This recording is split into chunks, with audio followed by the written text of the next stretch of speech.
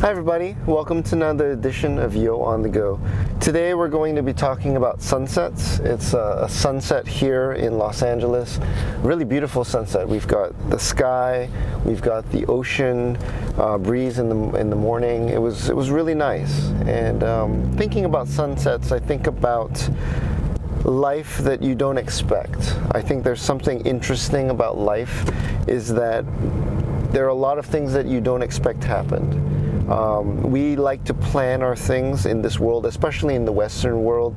This is how I'm going to live. This is how I'm going to work. This is how I'm going to retire. This is how I'm going to live my life. But we never really think about the unexpected and say, you know, today is really a day to be enjoyed because we're not guaranteed tomorrow. The career you have is not guaranteed tomorrow. The life that you have is not guaranteed. It's borrowed. It's a moment.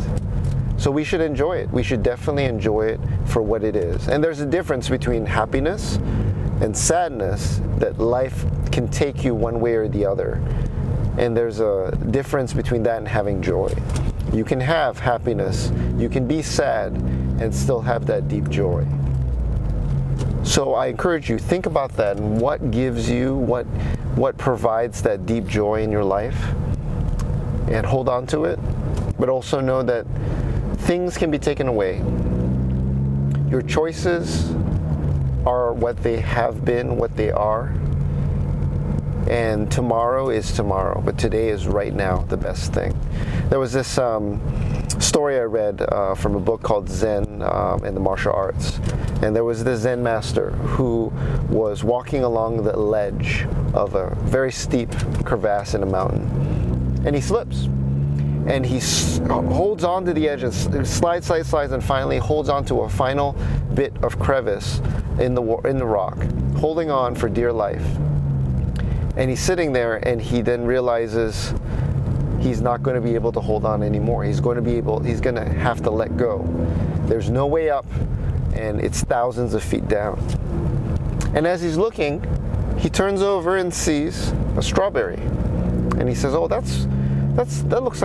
looks tasty." And he immediately grabs the strawberry, puts it in his mouth, and says, "That was the sweetest strawberry I've ever tasted."